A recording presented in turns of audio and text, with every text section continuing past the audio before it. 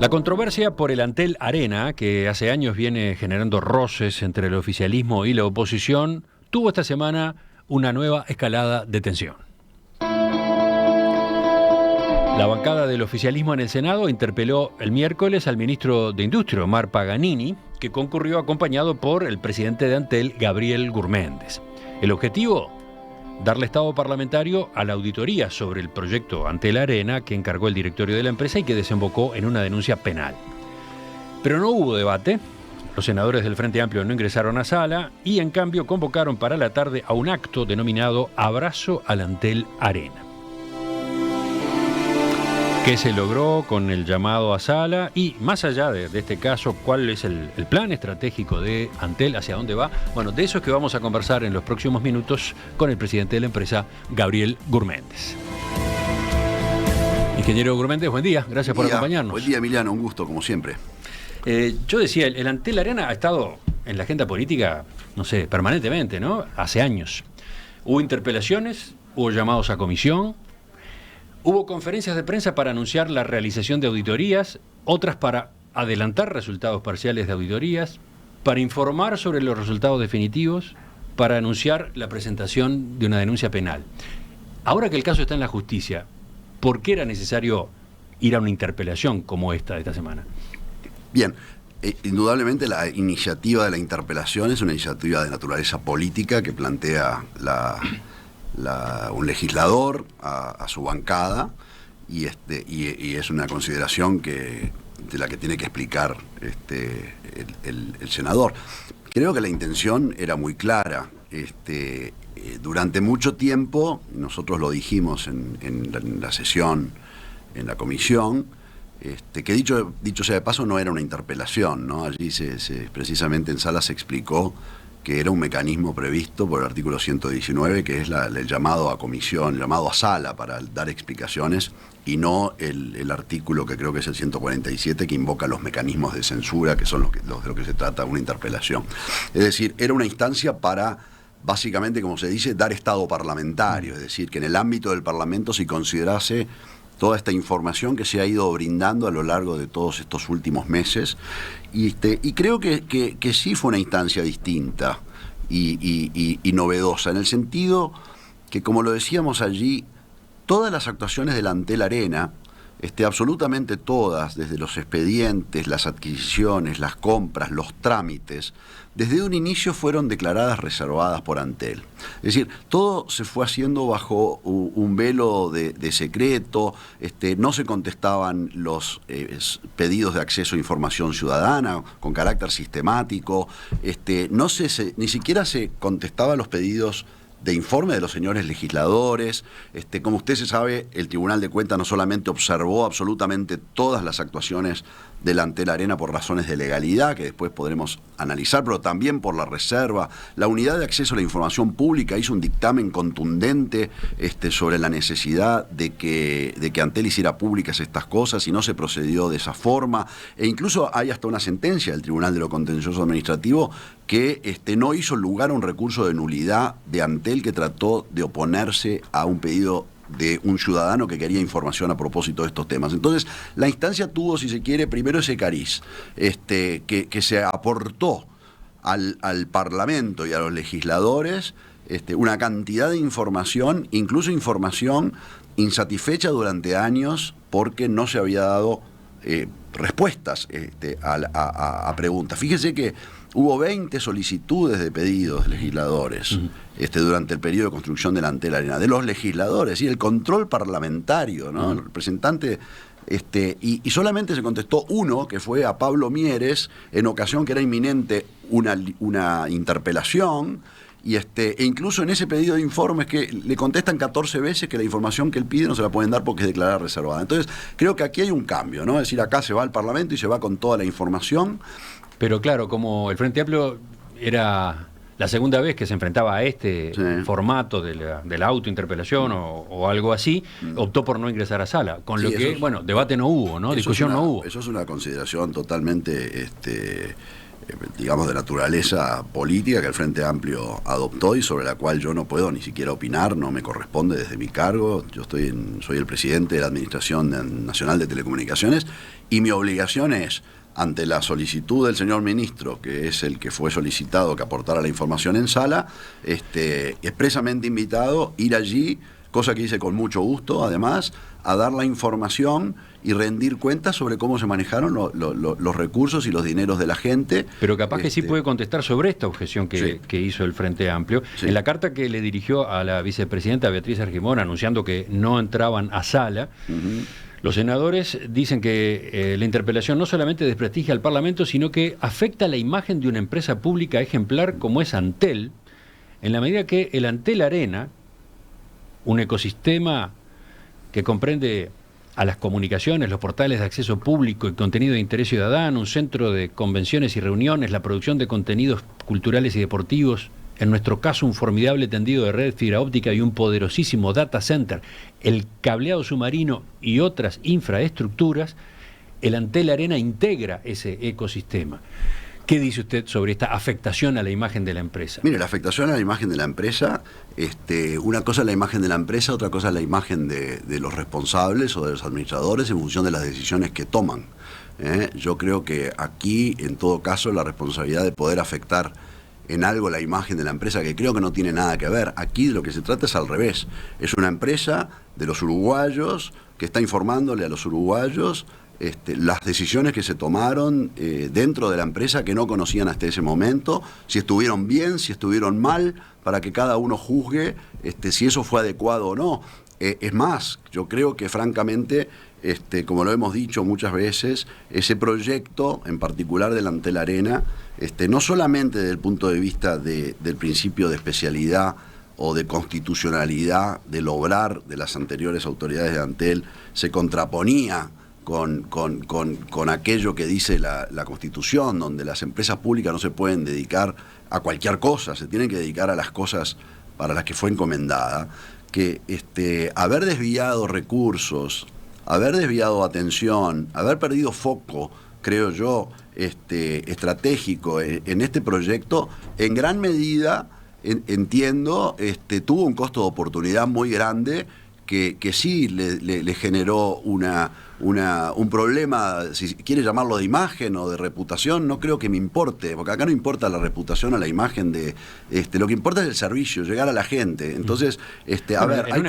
cosas que son sobre todo en un sector como de las telecomunicaciones, la reputación. Sí, claro, pero juega, usted vaya ¿no? a preguntarle a un señor en Arerunguá, o a Tala de Miguelete, o a Paso del Cerro, o a Diego Lamas, o a Poblado Hospital, o a Tres Islas, o a cualquiera de estos señores que no tenían conectividad desde hace años, no tenían conectividad, o sea, no tenían ni teléfono, ni internet, y pasaron una pandemia muy mal, porque las cosas a las que nosotros estamos acostumbrados a vivir y las que de alguna manera nos facilitaron cuidar nuestra salud y protegernos, hasta entretenernos, o teletrabajar o educarnos, para esta gente fue una situación tremenda durante la pandemia. Entonces, a ver, yo creo que hubiera sido mejor, y lo dijimos, que este proyecto, o que se hubiera puesto, había otras necesidades insatisfechas que tienen más que ver con la obligación de servir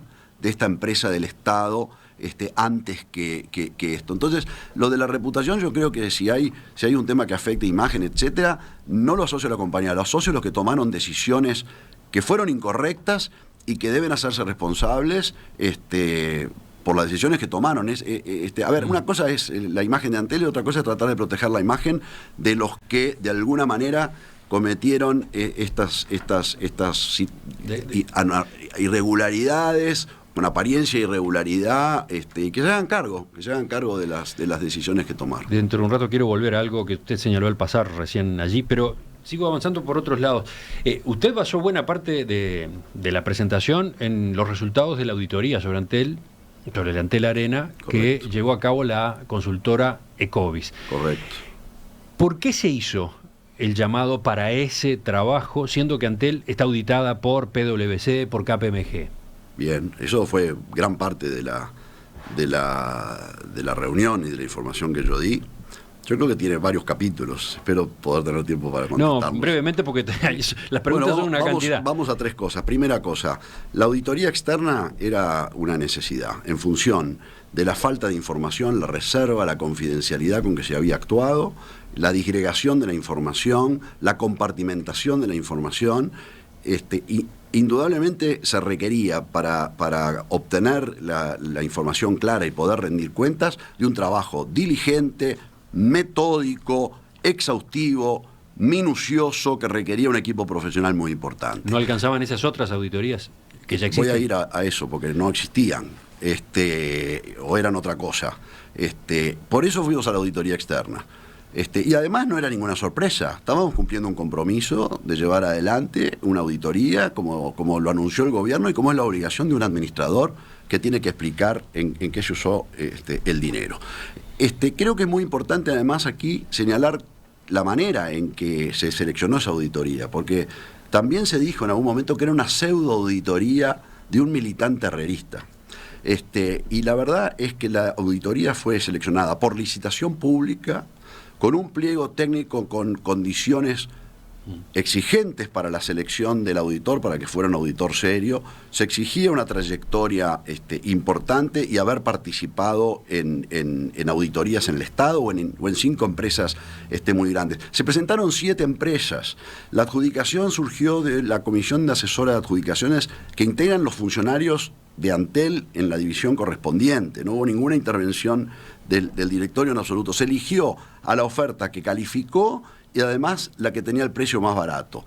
Y esta empresa acreditó ser de una red internacional de auditorías que está presente en 80 países, acreditó la antigüedad de un equipo técnico con trayectoria en el Uruguay internacional de muchos años, acreditó que había sido contratado en AFE, en la Agencia Nacional de Vivienda, en el Servicio de Tutela Social de las Fuerzas Armadas, en INUMET, en el Plan Agropecuario, por la administración del Frente Amplio. Esos fueron los antecedentes que ellos pusieron. Y llevaron a cabo un trabajo de 7 meses, con equipo de abogados, de contadores, que revisó los sistemas de gestión internos de Antel, accedió a toda la documentación, a las facturas, a los contratos, tuvo que conseguir todos los expedientes. Además tuvo una contraparte de técnicos de Antel, miró todas las facturas y todos los pagos, hizo circularización de saldos, y compiló los informes a lo largo de 7 meses. Entonces creo que esto es importante decirlo, porque ni era pseudo auditoría, y tanto lo de la militancia que se dijo tantas veces, había sido la empresa que había sido seleccionada por el propio Frente Amplio para llevar a cabo tareas de auditoría. Esas aclaraciones son importantes. En esa discusión, la otra cosa, las auditorías. Cuenta, obviamente, enriquece la información, la comprensión de cómo se procedió. Las otras auditorías. Pero no, de todos modos me queda una duda sobre la consultora en sí misma. Sí. Es un hecho, como ha invocado el Frente Amplio, que el director de Ecovis tiene una militancia herrerista pública, digamos. Por ejemplo, se han citado tweets, ¿no?, dirigidos al presidente de la calle Pou y al secretario del presidente Álvaro Delgado, Emiliano, en el que califica como excelente, como viene actuando el gobierno. Esta crisis sirvió para desnudar lo que dejaron 15 años de mayorías parlamentarias y autoritarismo. Mi duda es esta. Mire, muy sencillo, mi duda es esta. Sí, ese detalle, ese aspecto, ¿no fue tenido en cuenta a la hora de tomar la decisión final? En absoluto. Ni lo conocimos, ni lo sabíamos, pero además la decisión final surge de la recomendación, lo digo de nuevo, de la Comisión Asesora de Adjudicaciones, que está integrada por una cantidad de profesionales, técnicos, funcionarios de la línea de Antel. A ver, capaz que estamos mal acostumbrados. Nosotros en Antel no le preguntamos a los contratistas lo que piensan cuando se toman decisiones. Eso no, por supuesto no forma parte de los pliegos, pero tampoco forma parte de ningún tipo de elemento considerándose en la decisión. O sea que vamos a empezar a contratar a la gente en función de lo que son sus expresiones públicas. Ni siquiera sabíamos, ni siquiera lo conocíamos, le digo más. Bueno, pero estaba la otra parte. ¿Por qué las otras auditorías que existían no alcanzaban? Bueno, vamos a ir primero a una auditoría interna. Lo primero que le voy a decir, que lo dije en el Parlamento, fue: la obra del Antel Arena empezó en el año 2013. Adentro de Antel, como en todo organismo, hay una gerencia de división de auditoría interna, que es la que debe velar por los trabajos para ver que se cumplan los procedimientos, los procesos, la transparencia, realiza programas de auditoría anual, lo lleva adelante, como toda empresa bien organizada, privada o pública grande. Bueno, pues resulta que desde el 2013 hasta el año 2019, usted sabe que nunca hubo una auditoría interna, un trabajo de control del proyecto más polémico, más público, más controversial, de mayor magnitud, con observaciones de irregularidades y apartamientos por parte del auditor principal de la Nación, que es el Tribunal de Cuentas de la República, y no hubo un solo trabajo de auditoría interna durante todo ese tiempo. ¿Sabe cuándo se incluye un trabajo de auditoría en el plan de auditoría? Después de las elecciones del año 2019, cuando empieza a expresarse con claridad que va a haber un cambio de giro de la administración y por lo tanto también de Antel, y ahí se decide incluir un trabajo de auditoría. Un trabajo de auditoría que además, y no quiero aburrirlo ni a la audiencia ni a usted, pero un trabajo de auditoría que tenía un objeto limitadísimo en su propio alcance. No tiene nada que ver con la auditoría que nosotros contratamos. Es decir, la auditoría que nosotros contratamos era para saber cuánto costó la Antel Arena. Eso lo supimos hace 9 meses, no lo sabía el Uruguay, que había costado 119 millones, 627.147 dólares, para saber cuánto debíamos. No sabíamos que se debía 48 millones de dólares, para saber cómo fueron las contrataciones desde el punto de vista jurídico, si había habido licitaciones o compras directas. Eso era parte del alcance de auditoría externa, para también saber cómo se había gerenciado este proyecto, por qué había empezado con una estimación de 40 y había salido 3 veces más, cómo lo habían hecho, de qué manera organizaron presupuesto, finanzas, planes de ejecución, cronogramas. Eso fue objeto de la auditoría. Y después saber también cuáles eran los resultados económicos de la Antel Arena, saber si se había cumplido con aquella ilusión de que iba a dar 10 millones de dólares por año. Bueno, nos enteramos que había perdido 3.700.000 dólares, y que además en un año, que fue un año normal de operación, durante la administración pasada, sin pandemia, y llevado adelante por las personas que pergeniaron el proyecto, había perdido 1.700.000 dólares. O sea, ese era el alcance de la auditoría. Y esta otra auditoría interna que se decretó al final, que la llamo yo auditoría express, como para hacer algo, francamente, tenía un objeto que era analizar la integralidad de ciertos expedientes y ver si había información respaldante. Esa auditoría se hizo, concluyó una cosa distinta de la que se había dicho, analizó solamente 38 expedientes, la otra auditoría analizó 67, no fue a los montos pagos y facturados, sino a los montos adjudicados, o sea que no fue a la realidad de cómo se terminó ejecutando, o sea, no explicó en nada los desvíos, y ¿sabe? Se entregó el 28 de julio del año 2020, o sea... El año pasado. Del año pasado. Se entregó después que nosotros... O sea, es posterior la entrega de ese informe a la decisión del directorio de Antel de que iba a hacer una licitación para la auditoría. Y para que, digo, capaz que no deja de ser un detalle, pero usted sabe que después que recibimos todos los informes de auditoría, nosotros dentro de nuestras competencias, de las facultades que tiene el directorio, aquellas gerencias en las que las tareas fueron asignadas de manera transitoria, que era el caso de la persona que estaba a cargo de la auditoría interna, se le había encomendado transitoriamente esa función y allí estuvo durante muchos años, decidimos hacer cambios, me parece razonable y lógico que una nueva administración haga cambios. La persona que estaba en la auditoría interna, nosotros le asignamos un día una nueva función, a los 6 días estaba solicitada para trabajar en comisión en la Secretaría General de la Intendenta de Montevideo. ¿Y eso por qué lo señala? ¿Qué importancia tiene? Teniendo en cuenta lo que decía antes en cuanto a que las afiliaciones políticas o las afinidades de quienes hacen una consultoría no cuentan. Yo señalo hechos. Y después le voy a decir lo de las otras auditorías. No, porque parecería ser un criterio distinto al otro, el de la evaluación del caso de COVID. No es ningún criterio, yo solamente señalo una situación. Las otras auditorías, la verdad es que son las auditorías de los estados contables de Antel. PricewaterhouseCoopers, una empresa de prestigio, reputación, independencia, objetiva, estuvo contratada durante mucho tiempo para llevar adelante las auditorías de los estados contables de Antel, que está muy bien. Las auditorías de los estados contables de Antel, igual que cualquier auditoría, le impone al auditor hacer un dictamen y expresarse y decir si los números contables que la empresa exhibe razonablemente reflejan la situación económica de la compañía, si esos son los activos, si esos son los pasivos, esas son las deudas, si esas son las ganancias, si se le puso todos los números a disposición, y sobre eso hace un dictamen que dice: los estados contables de Antel reflejan razonablemente la situación de la compañía. Ese es el rol del auditor externo de los estados contables. No tiene nada que ver, y no es parte de su misión, ni ver cómo se manejó el proyecto X en Antel Arena, ni cuánto se gastó, ni cómo se hizo, ni cómo se gerenció, si estuvo bien planeado, ni la conveniencia y mérito, que es otra cosa. Pero además, en lo único que estas auditorías tuvieron, si se quiere, foco en Antel Arena, es reflejar, a ver si en los libros contables de la compañía, el valor que se le asigna al proyecto Antel Arena está razonablemente expresado.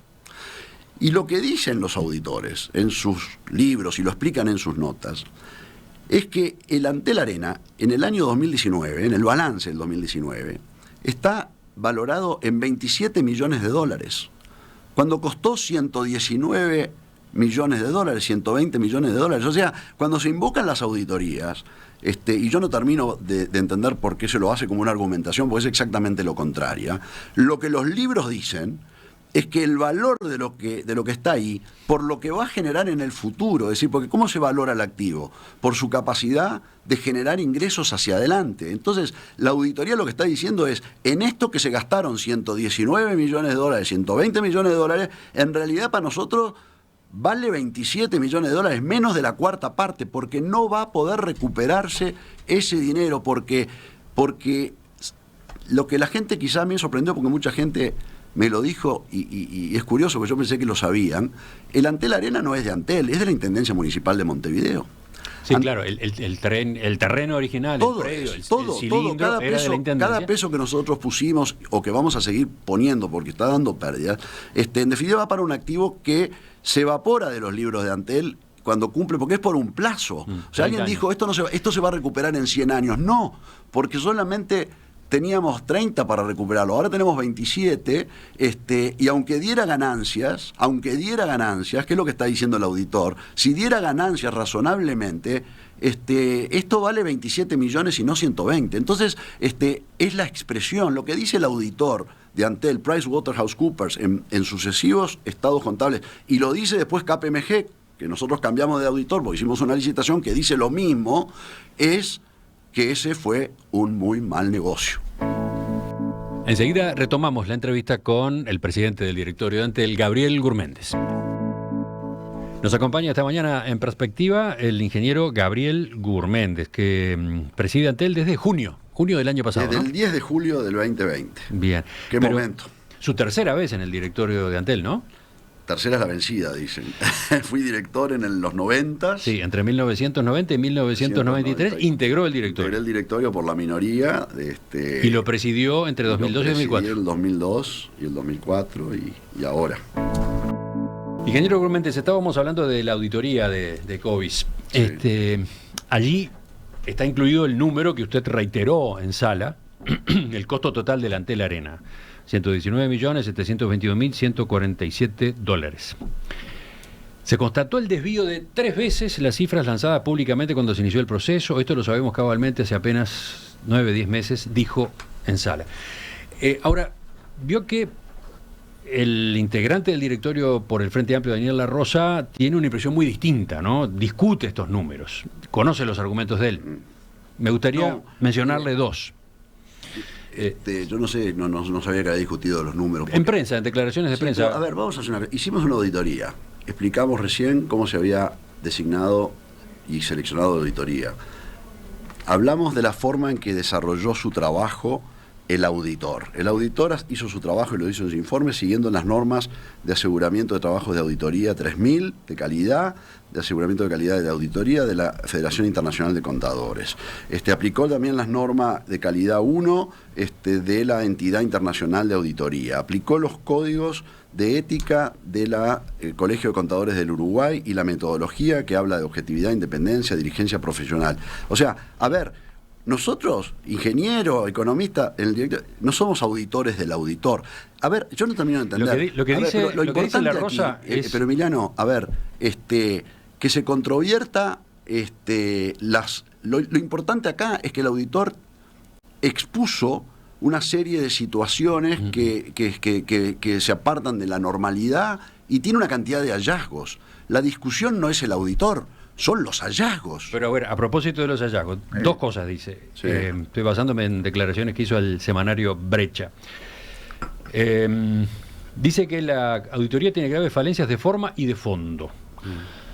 Una de las falencias referiría al costo final de la obra. Según La Rosa, el precio fijado por Ecovis incluye diversas erogaciones que no corresponden, entre ellas los gastos por consultorías, las obras en el entorno, el parque lineal, la plaza, la cancha de baby fútbol, la demolición del cilindro municipal y el contrato de gerenciamiento con la empresa AEG Facilities, empresa líder mundial en organización de ventas. Todos esos gastos suman 35 millones de dólares, dice La Rosa. Sí. Es que, mire, en realidad no tengo controversia con La Rosa en ese asunto, porque el trabajo encomendado a la auditoría, y lo dice con todas las letras, y es la gran pregunta que nosotros queríamos contestarles a los uruguayos, es cuántos recursos financieros la compañía aplicó desde que tomó la decisión de ir adelante con este proyecto hasta el día que se inauguró, saber cuánto se había destinado a eso de toda naturaleza. O sea que lo que la auditoría tenía que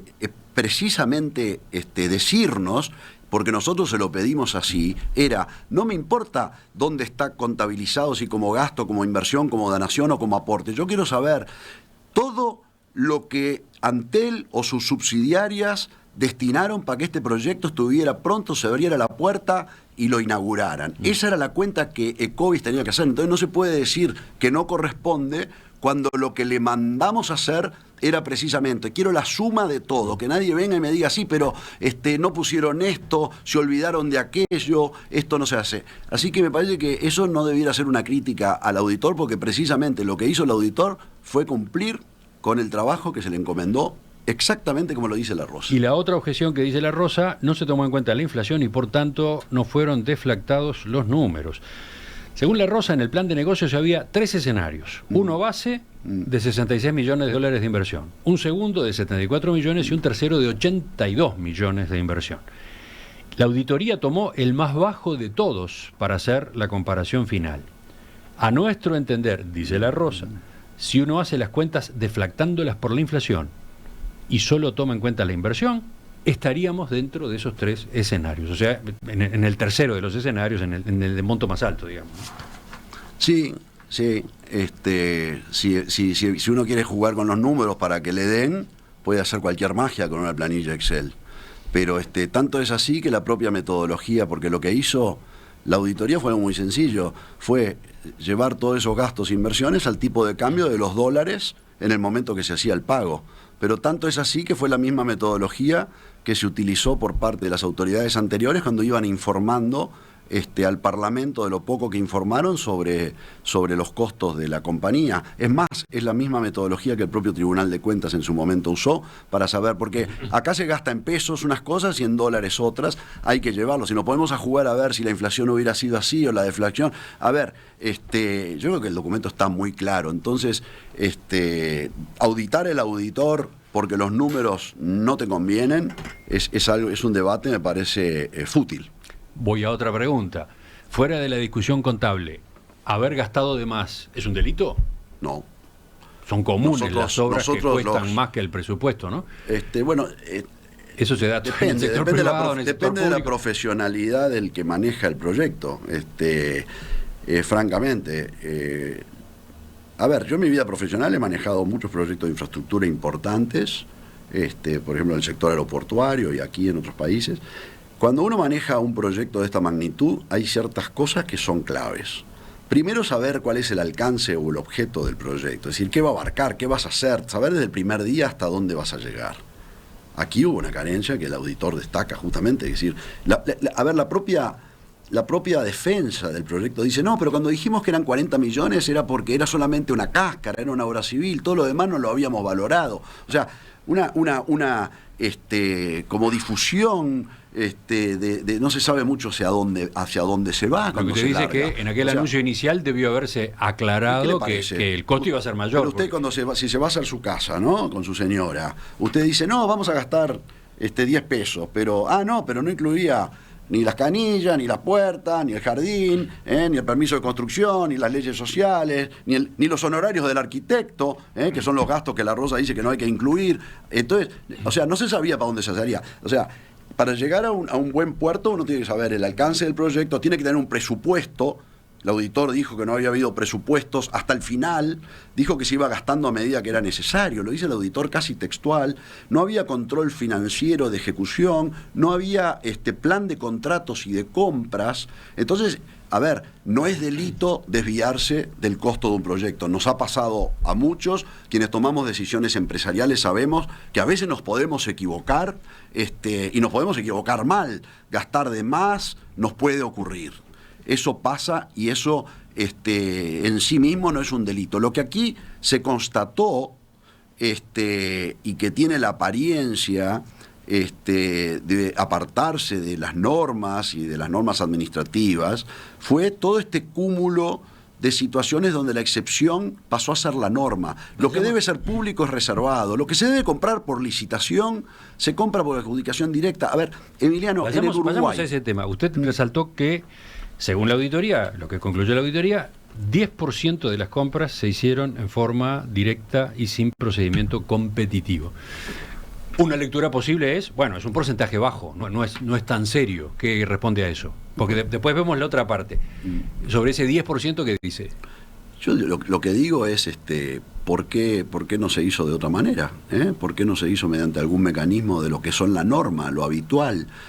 Quizá había mucho apuro, había mucha urgencia, el proyecto estaba descarrilándose, había que apelar a mecanismos muy rápidos. Yo esa aplicación no la tengo por qué dar. Nosotros, acá creo que debemos entender muy bien cuál es nuestro rol.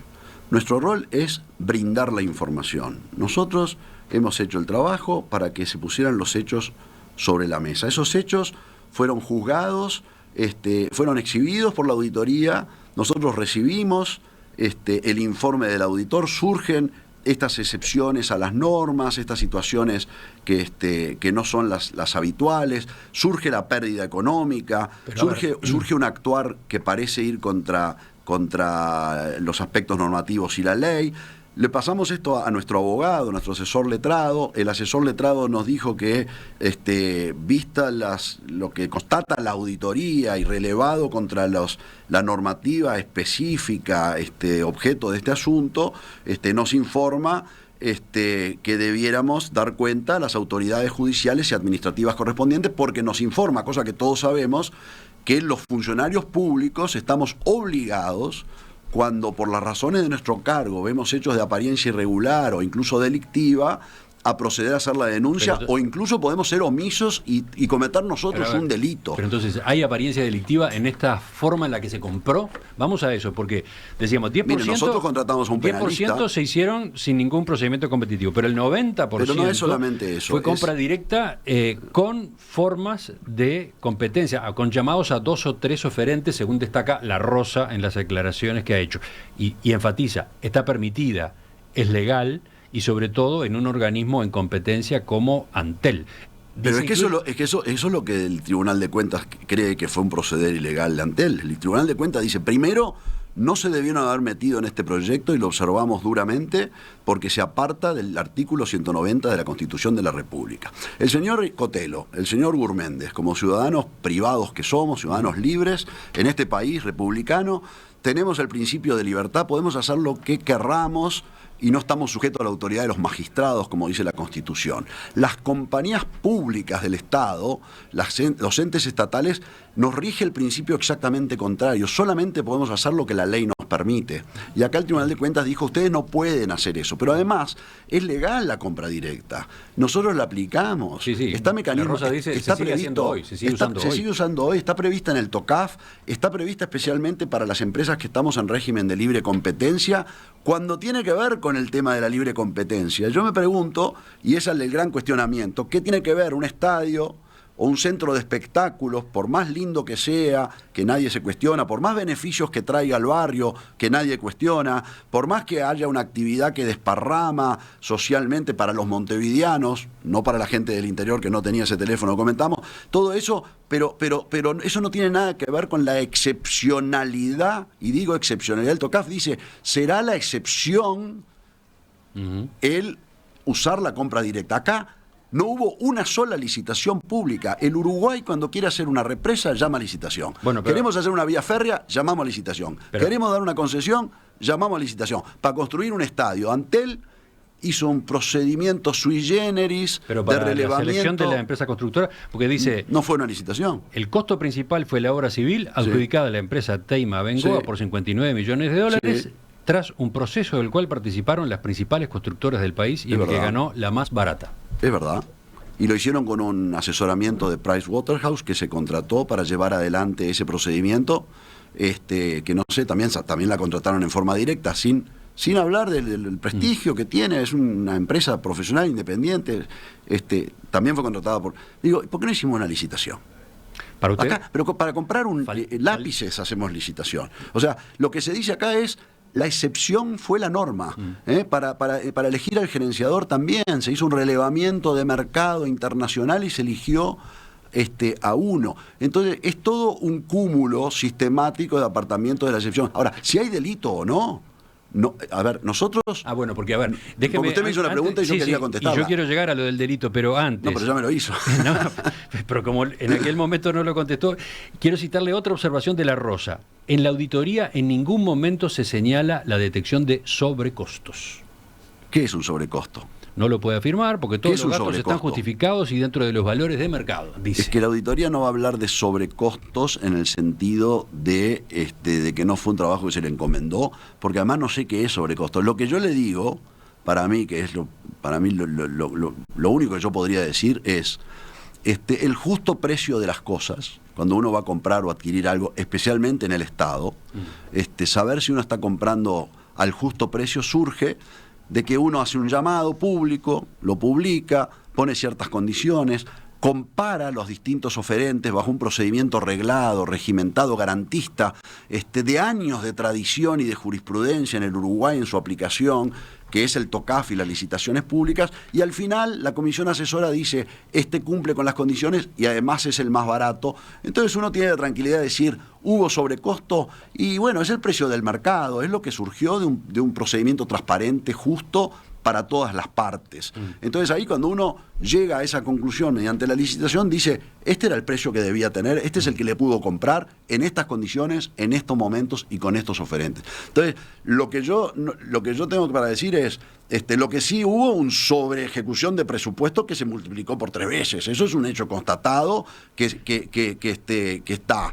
El precio que se compraron las cosas, lamentablemente lo dice la propia auditoría, lamentablemente lo dice textual, no se puede validar de que haya sido el precio más conveniente para la administración, en muchos casos. Bueno. Entre otras cosas porque ni siquiera están las ofertas económicas de los otros oferentes, no están. Hay un 11%, que se dice en la auditoría, hay un 11% de adquisiciones que los antecedentes de esas compras que se hicieron medio sui generis, con un procedimiento competitivo, no de acuerdo al TOCAF, pero como un ejercicio que se hizo y consta, y lo dice la auditoría también, hicieron algunos pedidos privados a distintos oferentes y los compararon y eligieron a quien consideraban los que tomaban las decisiones el mejor, que es un procedimiento raro, como decía, y terminan una adjudicación directa, eso se hizo, pero en el 11% de los casos el auditor, por lo menos, con todo ese trabajo, no pudo encontrar las ofertas económicas de los demás oferentes. Bueno, y entonces acá sí, volvemos a la pregunta. ¿Hay delito o no hay delito? ¿Se sospecha o no de que haya habido delito? El senador Jorge Gandini, el interpelante este miércoles, tiene la sensación de que sí. Nosotros... Para mí es corrupción. La suma del secretismo con todos los desvíos, las adjudicaciones directas y los sobrecostos que se generaron 3 veces de lo presupuestado, es un hecho de corrupción que ocultó el interés político de una fuerza de partidos políticos para promover la imagen de la presidenta de Antel inancada en esa fortuna de dinero que tenía el organismo para su carrera política. Y ya nos pasó con ANCAP, y ya nos pasó con Sendic, y así terminó Sendic. Destituido. El primer vicepresidente de la República destituido. Además de procesado. Por eso hay que cuidar las empresas públicas, para que no le malucen sus recursos y la tentación de sus administradores no sea el proyecto personal funcional al proyecto político de grupos internos de fuerzas políticas que quieren beneficiarse financiando campañas electorales, ayudando a los amigos.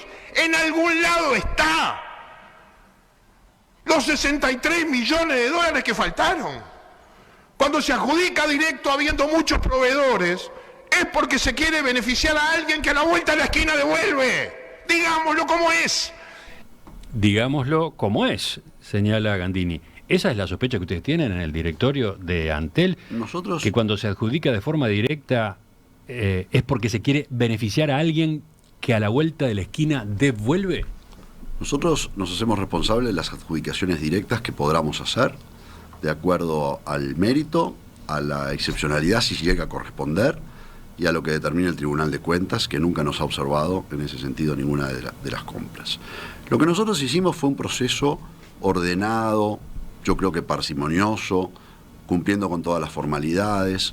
Levantamos, como dijimos, la reserva, obtuvimos la información, contratamos por licitación una auditoría que llevó muchos meses de trabajo, determinó una cantidad de hallazgos y situaciones nuevas que no se habían advertido, la sometimos a consideración de nuestra asesoría letrada, constató, comparando los hallazgos con las normas, que podrían haber apartamentos, y de nuestra obligación cuando hay irregularidades o un indicio de que pudiera haber una apariencia de hechos irregulares o incluso delictivos, de dar cuenta a las autoridades administrativas y judiciales correspondientes.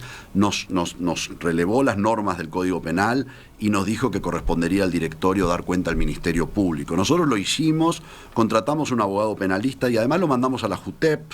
La JUTEP contrató a su vez a un experto importante en tema de contrataciones y de derecho público y de ética del funcionario público y de las normas que rigen al funcionario público.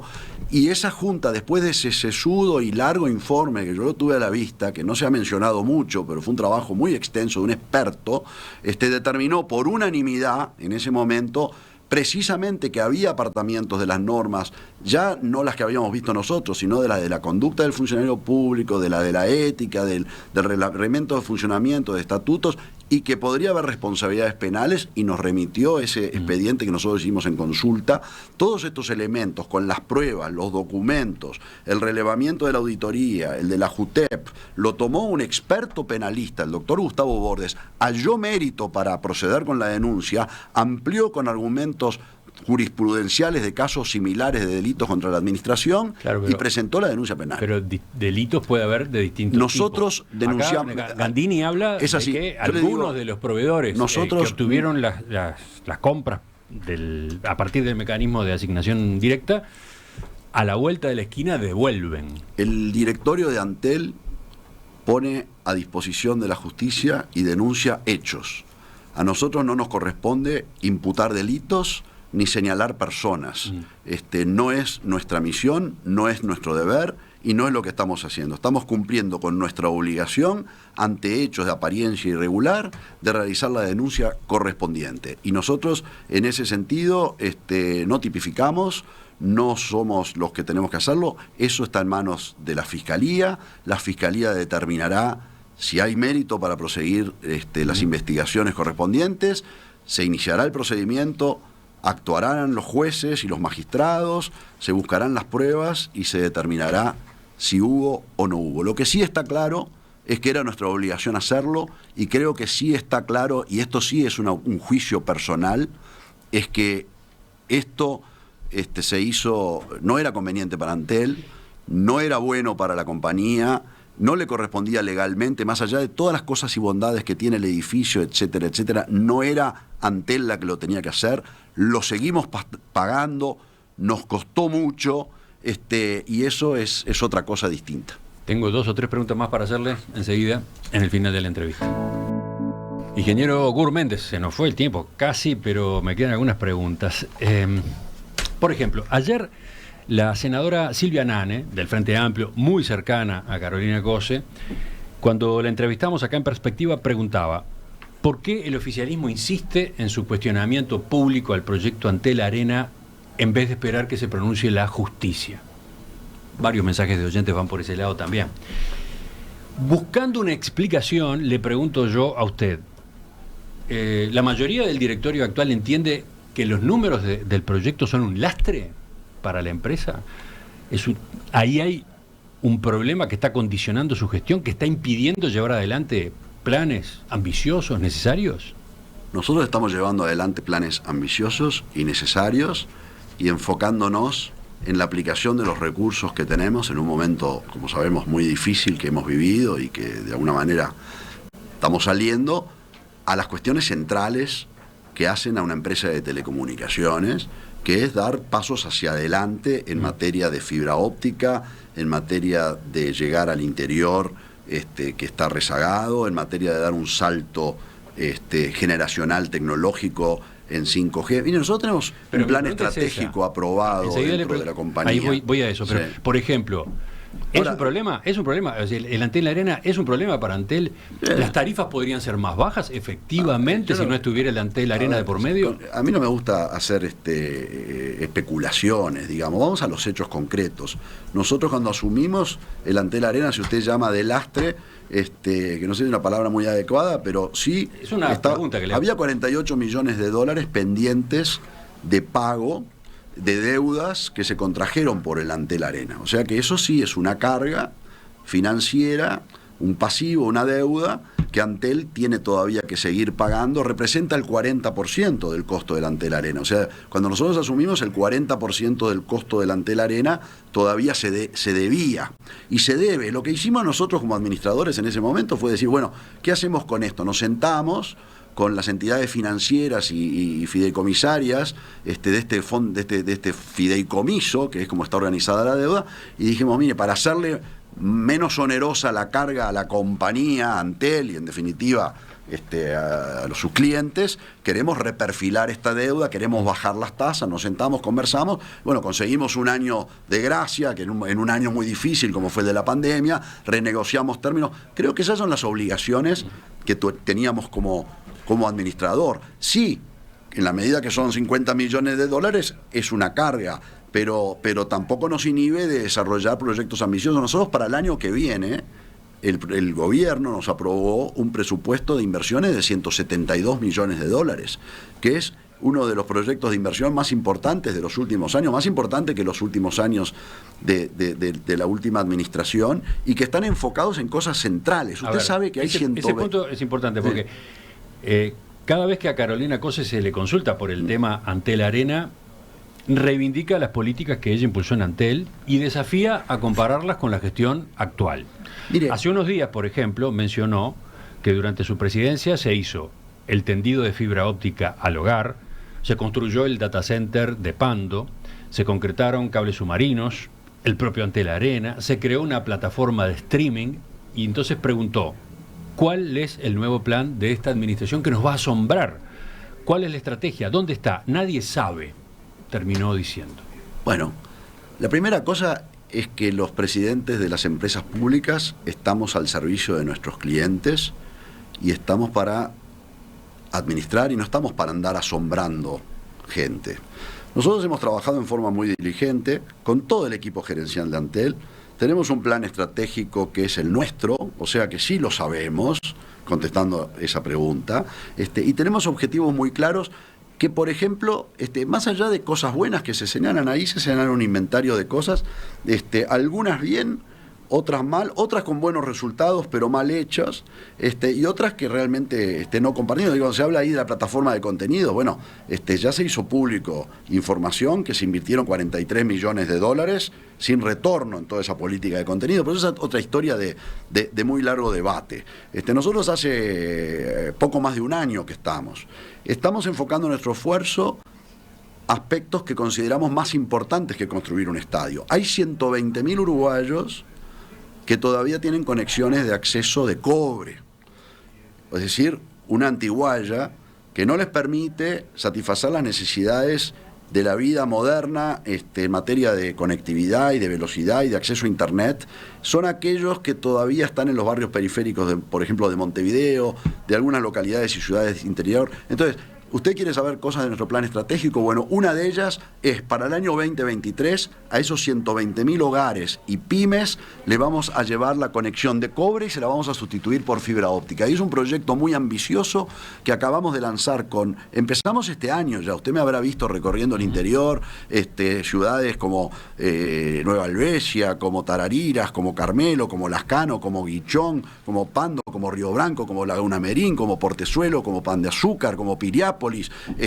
Eran ciudades donde no tenían fibra óptica y nosotros las empezamos a llevar. Pero ahora viene un impulso, acabamos de adjudicar 7 licitaciones públicas para darle un impulso, una inversión de cerca de 53 millones de dólares para encaminar la sustitución de todos estos conexiones de cobre, que son aquellos que realmente se quejan y con razón de que están en una etapa anterior. O sea, eso forma parte de nuestro plan estratégico. Forma parte de nuestro plan estratégico también prepararnos para dar el salto tecnológico de 5G.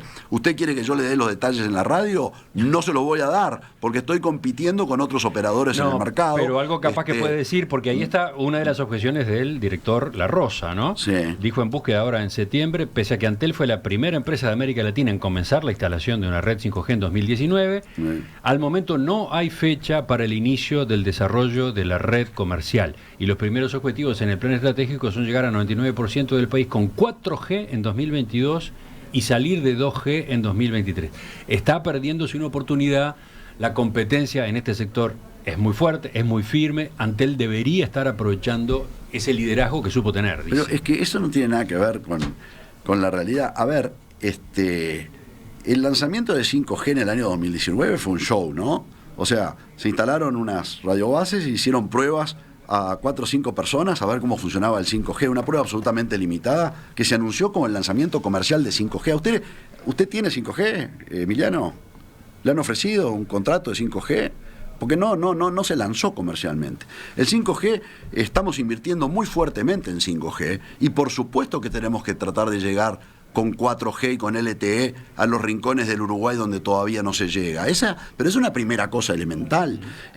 Y nosotros estamos trabajando para 5G y es más, hemos invertido, y el director La Rosa lo sabe, en equipar nuestra red de móvil y celular para estar prontos para cuando llegue el 5G y todavía tenemos una inversión muy fuerte que hacer en materia de espectro, porque además la URSEC todavía no hizo la subasta para la venta de la banda de frecuencia donde se va a aplicar el 5G, más allá de lo que podríamos nosotros hacer en forma limitada de 5G, para lo que nos estamos preparando. Pero además el señor La Rosa sabe que eso está allí, pero además él no votó los presupuestos. O sea, a veces hay una situación un poco extraña, ¿no?